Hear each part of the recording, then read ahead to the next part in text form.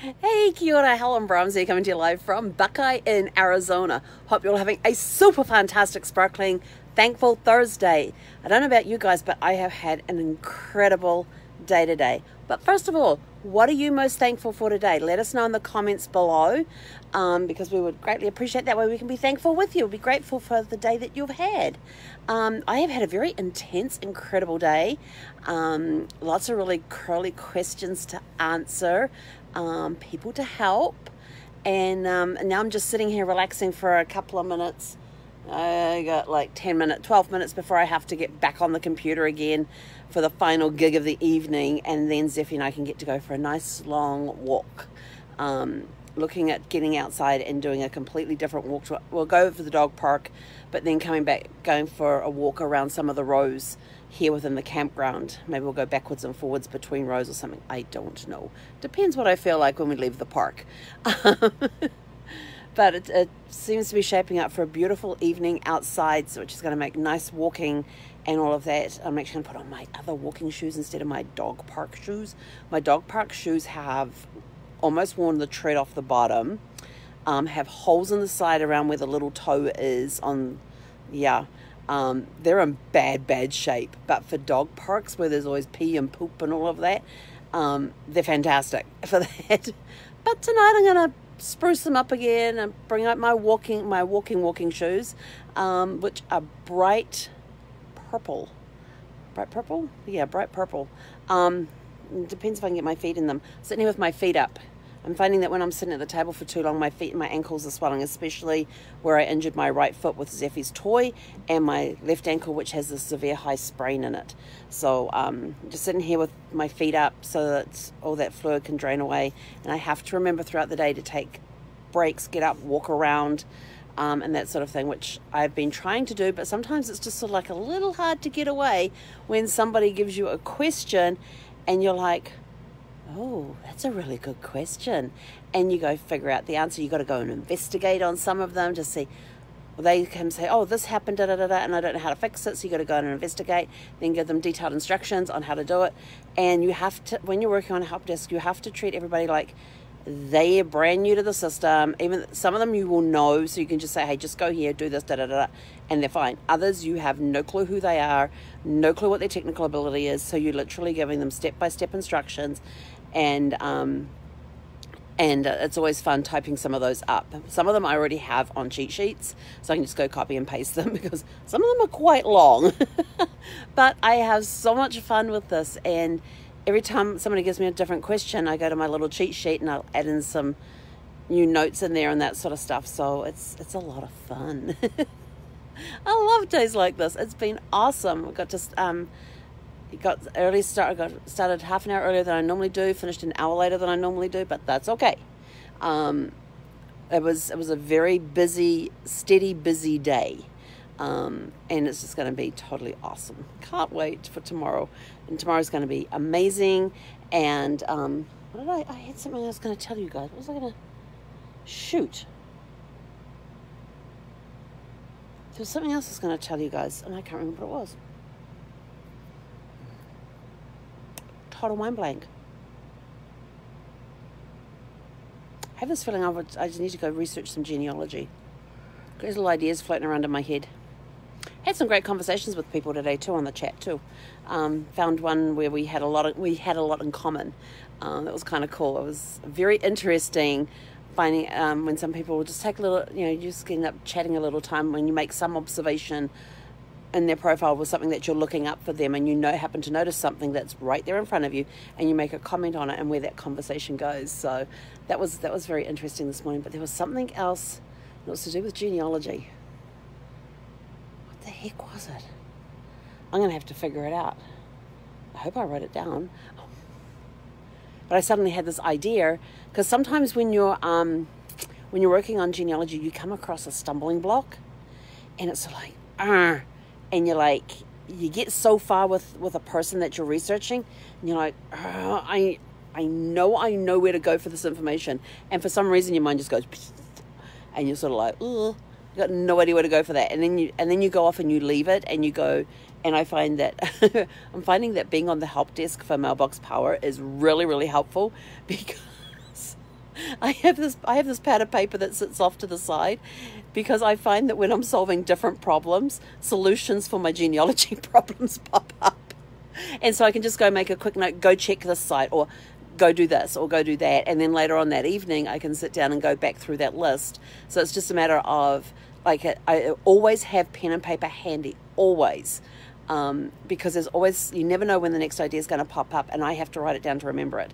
And so I just have a little pad of paper that sits on the table next to me. I have a notebook that I write notes in for the stuff I'm doing on Mailbox Power, but then I have a little notepad off to the side, and it's sort of like, oh, that's where I could go research that. So I'll just write on there, research such and such a site, and that's it, and get back to work. And those ideas are popping into my head continually, and I don't have to, and it's all I have to do is go back through those notes, research this particular site. Oh yeah, and I may put the person's surname next to it, but sometimes I know if there's a tree that I'm currently working on, that's when I it's like, oh yes, I can go there and do that. Oh, and while I'm researching, and then I'll be sitting down researching that. Oh, and I could apply this same site to this tree and this one and this one, and so I start taking notes of, yeah, make sure you go check it for this tree, and I start writing down the names of the trees. And I might put, like, Brahms, check this site. And I know that for somebody on the Brahms tree, I've got to go check that particular site. Or somebody on another tree, I've got to go check that. So I just put the last name of the tree, or the name of the tree, and then what site I have to go check. So it's just taking quick notes, making quick notes, and then getting straight back to work again. Because if I don't write it down, I'm going to get completely distracted. And I don't want to do that, because I really like what I do on the help desk, because I'm helping people, I'm serving people. I love that. And even sometimes I'm in the middle of, and it's sort of like, okay, I have to finish typing this train of thought, and then this voice in my head keeps going, write it down now, you're about to forget it. And I'm like, crap, quickly write it down. Come back to the other thing. That was my train of thought. Read back what I've written, read back through what the problem was. Oh, yep, back into it again. But yeah, so it's, always have pen and paper handy, because you never know when a solution is going to present itself, and you may be in the middle of something that you can't stop, and you have to go back and research whatever it is, and you have to work on that solution later. So jot down a quick note that will help you.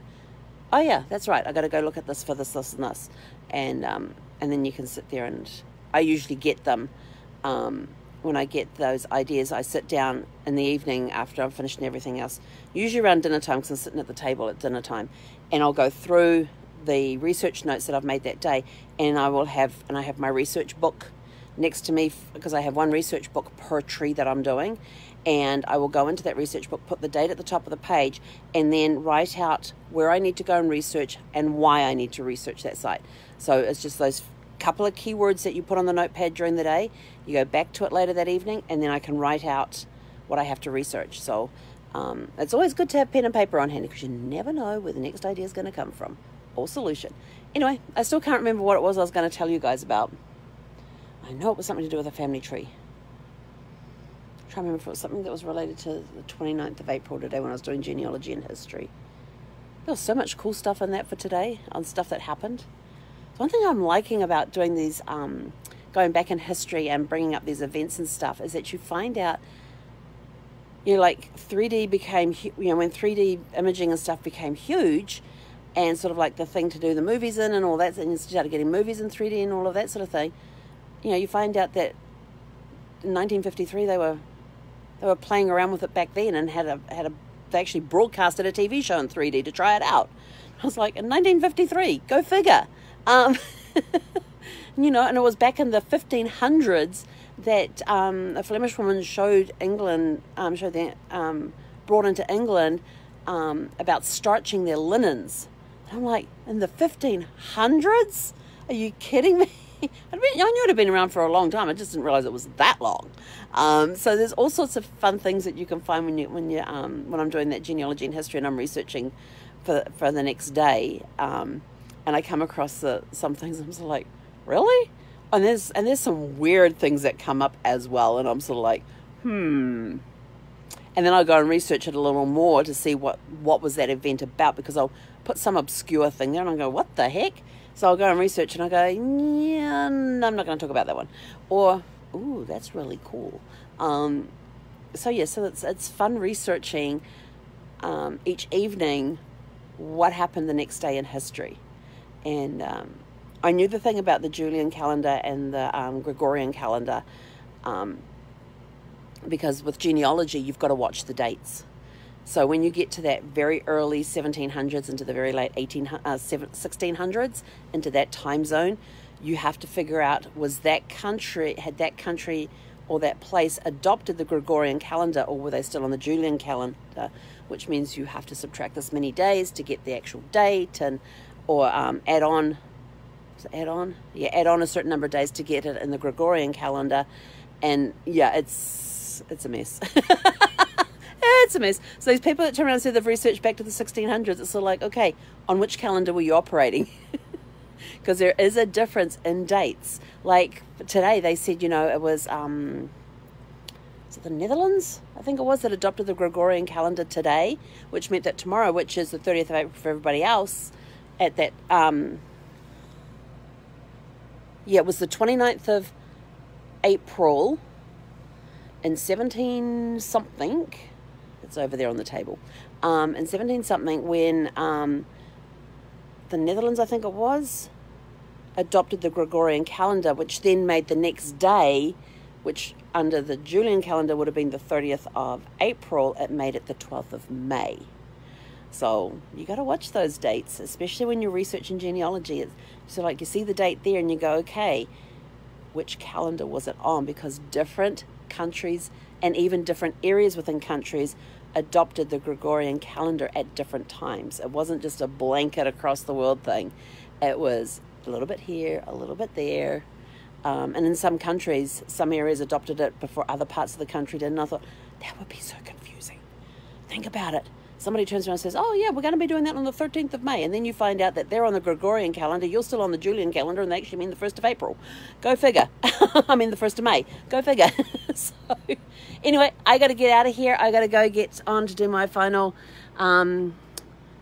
appointment for the day, my regular Thursday night training session. I got to go get that done. You want to say hi, Zeph? Zeffy? You want to say hi to everyone? Hey, verbal. Zeph. Hey. You want to say hi? There you go. You can say hi to everybody. No. Stuff's more interesting outside. Anyway, have a super fantastic sparkling evening. We will catch you guys early tomorrow morning. It's Fun Friday tomorrow. Woohoo! It's going to be a really good day tomorrow. And we'll catch you guys tomorrow morning. Hey, konera.